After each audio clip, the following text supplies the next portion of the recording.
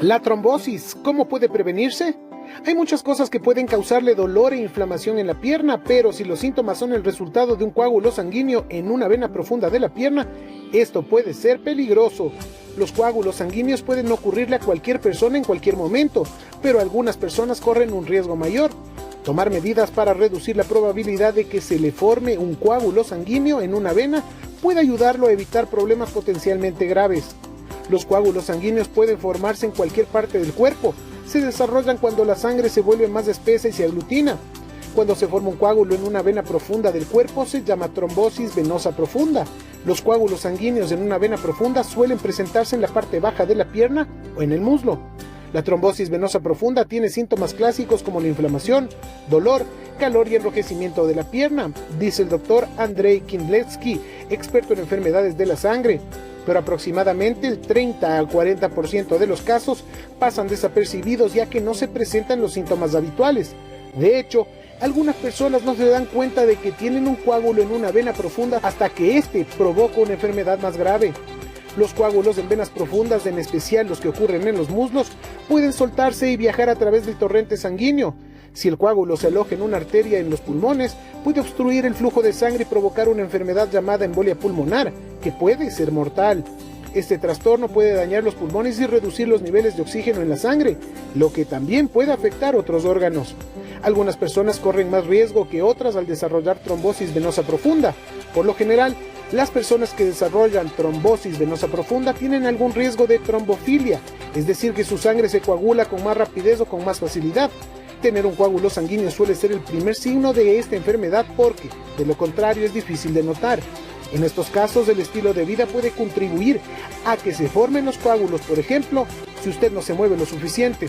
El riesgo es más alto si usted ha tenido una cirugía o una fractura ósea reciente, si está enfermo y en la cama durante un largo tiempo o si ha viajado durante un periodo prolongado, como durante un viaje largo en carro o avión.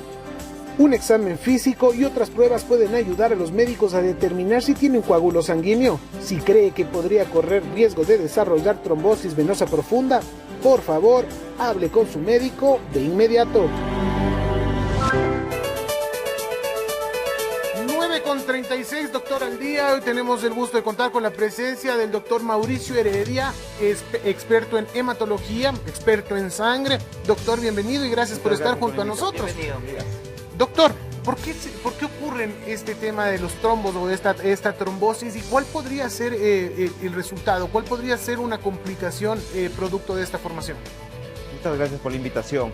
La trombosis, para poder entender la trombosis de una forma mucho más didáctica, hay que entender que la sangre está compuesta por células y proteínas también. Las células y le dan la apariencia líquida, es un verdadero tejido líquido. Cuando existe algún desequilibrio, se produce una activación de estas proteínas y se produce un fenómeno que se llama coágulo, que es muy importante en el momento de las heridas para poder evitar que haya un sangrado. Igual, y el fenómeno es el mismo que pasa con el yogur, por ejemplo. Tienes la leche, ¿verdad? Y el momento que tú le colocas los bacilos, las bacterias le transforman, le acidifican y se coagula, se transforma en una parte líquida y se vuelve más gelatinoso, acuoso. Y ese es el fenómeno, que si bien es cierto es físico, es un fenómeno producido químicamente. Lo mismo pasa en la sangre, está líquido, pero por alguna situación de un evento, por ejemplo, un golpe en la pierna externo, por ejemplo, como habíamos visto, un estado completamente en reposo, se enlentece la sangre y se produce un trombo. Este trombo se produce una activación y este trombo puede emigrar desde una vena pequeña a nivel de por ejemplo, desde las femorales, ir hacia los pulmones y producir un evento que podría ser inclusive mortal, como es la trombosis, de trombosis venosa profunda a una tromboembolia pulmonar. Entonces este trombo a lo que viaja al pulmón se llama, es un émbolo, es una trombosis pulmonar. Lo mismo puede ocurrir en la parte arterial, por ejemplo, en cambio con un trombo blanco de células, de plaquetas que se desprende de alguna arteria y va hacia el corazón y se produce una trombosis de las coronarias produciendo un infarto de corazón. ¿Qué la produce? Hay situaciones externas e internas, situaciones que nace una persona, por ejemplo, con un problema en la sangre, que le falta proteínas, un tipo de proteínas especiales de la coagulación, y se produce un fenómeno de trombofilia. ¿ya? Y tiene esa persona más posibilidades de tener una trombosis. Y otros externos, como por ejemplo, pacientes obesos, con diabetes, pacientes que no hacen ejercicio, pacientes que han sufrido un golpe o pacientes que están hospitalizados por largo tiempo, se producen fenómenos físicos y eso se transforma en una trombosis. Doctor, y hablando un poco de este tema, bienvenido acá a Saboreando la Mañana. Y claro, se habla mucho ahora con esta vacunación y con dos tipos de vacunas que podrían generar estos coágulos en la sangre. Claro, son estudios que todavía están realizando en ciertos pacientes que han tenido estas complicaciones. Sí. Pero explíquenos un poquito más por qué ocurriría esto y cuál sería una solución. Correcto. Todas las vacunas o todos los fármacos, todos los dispositivos médicos en general, entran a un estudio. Primero de determinar si es eficaz la vacuna. Otro estudio puede ser de seguridad. Y en seguridad se van viendo qué efectos pueden ocurrir en el momento o a largo plazo. Y al final todos los medicamentos y las vacunas de la misma forma, durante ya la exposición a la vacuna, la colocación, se va revisando si existe eventos adversos. No existe ningún medicamento, ninguna vacuna que no tenga un evento adverso. Eso es el primer detalle. Ahora, estos pueden ser graves, moderados o pueden ser leves. Se ha visto en estudios que en pacientes jóvenes con ciertas vacunas se ha producido un fenómeno que ya ha sido conocido en otros fármacos, como las heparinas, por ejemplo, que se llama trombocitopenia trombótica inducida por, en este caso, por la vacuna. Se coloca la vacuna y el cuerpo reacciona produciendo un anticuerpo, es decir, el mismo cuerpo lo ve como extraño y ataca una parte de una proteína que evita que las plaquetas se activen. Esta molécula se pierde, se activan las plaquetas y forma un trombo. Este trombo se ha visto mucho más frecuentemente en ciertos pacientes jóvenes que en pacientes de mayor edad, pero sigue siendo un fenómeno que estadísticamente no se produce en la gran mayoría. Es decir, el beneficio es mucho mayor que el riesgo con lo que respecta a esta vacuna. Doctor, ¿qué es lo que podemos hacer para evitar que de pronto tengamos nosotros trombosis? Primero, una vida saludable, hay que controlar muchísimo el peso. Los factores de riesgo más importantes que conllevan a una persona a tener trombosis es el sedentarismo, el sobrepeso, enfermedades prevenibles como la hipertensión arterial, la diabetes, ¿sí? Y la alimentación, sobre todo baja en carbohidratos, baja en grasas, rica en proteínas. Mantener el peso ideal es muy importante. Ahora, el siguiente paso es que una vez que tengamos este estilo de vida saludable, vayamos con nuestro médico familiar, con nuestro médico de cabecera, con los chequeos anuales completos que se requiere y ellos detectarán. Y si ven alguna condición de riesgo, inmediatamente enviarán al especialista.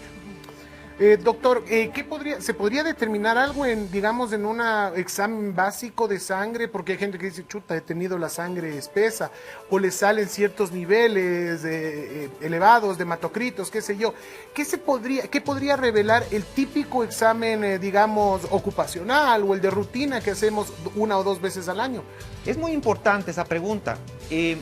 La gente confunde mucho la sangre espesa, en realidad se llama poliglobulia y se refiere a un aumento de la hemoglobina y del hematocrito en el cuerpo y es producido por fenómenos, por ejemplo en Quito, nosotros tenemos mucho más glóbulos rojos que las personas de la costa porque tenemos menos oxígeno, pero es un fenómeno natural de multiplicación por un acoplamiento del cuerpo. Pero si esta poliglobulia, esta sangre espesa, se acompaña de otros factores de riesgo, suman. Sola no indica absolutamente nada, pero sumado a sedentarismo, sumado a tabaco, sumado a diabetes, un mal control del peso, conlleva ya a un factor de riesgo de 3 a 6 veces más probabilidades de trombosis que una persona que no tenga poliglobulia o que no tenga hipertensión, que no tenga sedentarismo. Entonces es un factor de riesgo más que hay que controlar. ¿Qué la produce? También otros del tabaco, obviamente, o problemas nasales, pero no hay que confundir. No todos los pacientes que tienen poliglobulia pueden desarrollar trombosis. Doctor, y se hablaba también, o mucha gente conoce que estas aspirinas, por así, podrían ayudar también a evitar estos trombos en el cuerpo, estas trombosis. ¿Esto es verdad? ¿Esto es mentira? ¿Existe algún medicamento como para prevenirlos?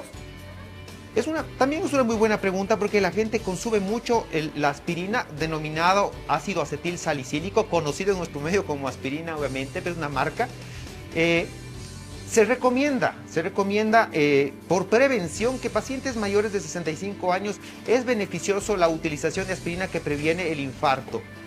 Pero el tema importante es reconocer primero que tengo un problema. Mi problema sí es hipertensión. Si mi problema es sedentarismo y no he logrado cambiar mi estilo de vida, entonces yo necesito probablemente una prevención. El médico detectará en los exámenes que estábamos conversando si el colesterol está alto, si los triglicéridos están altos, si veo que mi función renal ya tiene problemas, si yo veo que mi presión ya se ha disparado, que mi glucosa está sobre los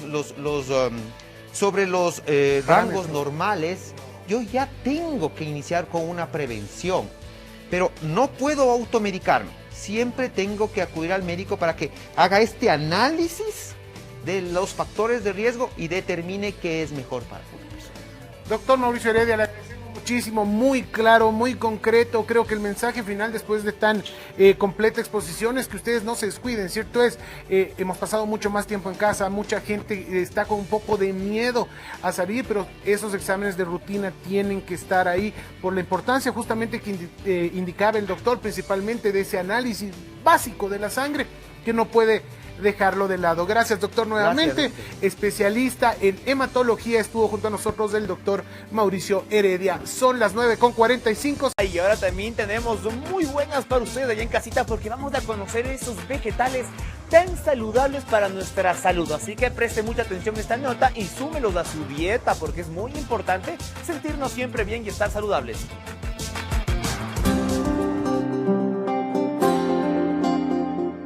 ¿Vegetales saludables? Los vegetales son hortalizas, hojas o tallos imprescindibles para cuidar la salud, ya que facilitan incorporar muchos nutrientes. ¿Alguna vez te preguntaste cuáles son los mejores para incluir en tu dieta? Aquí presentamos una lista detallando sus principales características y beneficios. Ajo. Alivia la gripe, tos y dolor de oído, de muela. Gracias a sus efectos antiinflamatorios, expectorantes y a la presencia de alicina, una sustancia química responsable de su olor y propiedades antibacterianas y antivirales. Alcachofas. Estimulan el apetito y facilitan la digestión gracias a su rico contenido de inulina, facilitar el tránsito intestinal y prevenir los trastornos gastrointestinales como el estreñimiento. También parece ser útil contra las náuseas y dolores estomacales. Brócoli. Ayuda a controlar los niveles de colesterol en la sangre y facilita el proceso digestivo gracias a su rico contenido en fibra y compuestos antioxidantes. Incrementa la resistencia a la insulina gracias a la presencia de compuestos como sulforafano y kenferol. Protege la piel y el cabello. Espárragos. Aumenta la sensación de saciedad y favorece la pérdida de peso. Estimula el desarrollo de las bacterias intestinales beneficiosas y previene trastornos gastrointestinales. Tomates. Contribuye con muchas de sus propiedades antiinflamatorias, antitranspirantes y antienvejecimiento, especialmente útiles para el cuidado de la piel, disminuyendo los niveles de colesterol malo en la sangre, presión arterial y depósitos grasos.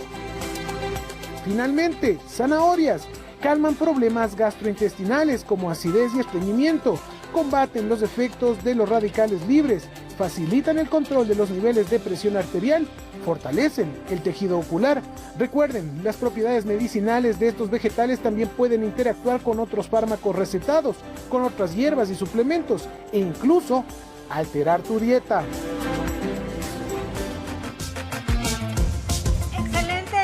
Gracias, Martín. Estamos hablando de los vegetales pues saludables y lo que más me gusta de esto, Martín, es que la mayoría de ellos los usamos en nuestra dieta diaria. Tomate, ajo, zanahoria, los espárragos. Lo único que me faltaba a mí por ahí era el alcachofa que hablábamos en interno que no habíamos comido hace años. Sin embargo, no nos olvidemos que es muy importante también en esta época mantenernos súper saludables, Martín, con el sistema inmunológico súper elevado y cómo lo hacemos de una manera natural a través de la dieta diaria. La alcachofa, ¿no? Estábamos viendo ahí muy deliciosa. Claro, a veces cometemos el error de poner esa salsa blanca, esa salsa bechamel, me parece que es, y ahí se vuelve contraproducente. Pero en todo caso, viendo todas estas cosas, y son parte de un refrito, sobre todo normal de los ecuatorianos, un buen tomatito, el ajo, a veces la zanahoria, la cebolla, entran. Los que no consumimos, a veces los espárragos y todo, pues podemos irlo sumando en ciertas comidas. Por ejemplo, unos espárragos, qué deliciosos son, pero a veces los salteamos con el aceitito, ¿no? Entonces que sea como un sauté rápido, ¿no es cierto? perfecto, mi querido gordito, para no perder esas propiedades. Nada de exceso es bueno, Martín, pero sí un poquito de aceite, tal vez un poquito de aceite de oliva al final, Sí. pues nos quedaría bien. El brócoli también, maravilloso para ayudarnos en general al sistema, a la circulación, para ayudarnos también al sistema digestivo. Y en fin, como lo decías, básicamente nosotros, creo que la mayoría de los ecuatorianos usamos casi todos estos vegetales que vimos en la nota en nuestra dieta diaria, ¿no? En nuestro refrito, el ajo, la cebolla, el tomate, pues, realmente delicioso. Ya Es va a la ver. base para toda la comida. Ya va a ver cuando coma mucho brócoli también lo que pasa, pero bueno, en todo caso, tiene que sumarlo y comer de esto balanceado, porque hay que aprovechar que tenemos un país divino, delicioso, con bastante variedad y a muy bajos costos, ¿no? Podemos comprar una canasta gigantesca con $1 ahí donde la vecina. Cambiamos de tema, mi querida Marinita, y seguimos en la Así es. comida. Oye, sí, Martín, ya hablando de comida deliciosa, a mí ya me dio hambre, no sé si a ti. Ya ¿Qué- pega, ya ¿no está es cierto? pegando la leona. Así Miji, un secretito de cocina muy práctico, muy útil, cómo separar la yema de los huevitos. Preste mucha atención.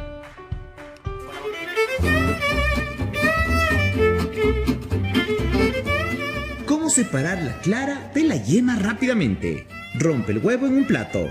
Toma una botella plástica vacía, apriétala un poco y manteniéndola apretada, colócala sobre la yema.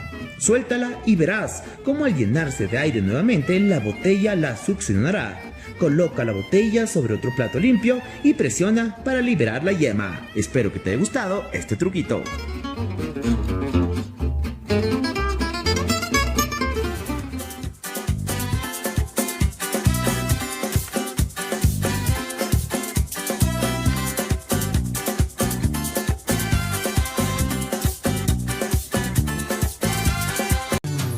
No pierdas los limones. Si solo necesitas usar unas gotas de limón, evita cortar el limón por la mitad, porque se secará rápidamente. En su lugar, pincha la fruta con un pincho de metal y exprime exactamente lo que necesites. Y ya, ahorrando dinerito.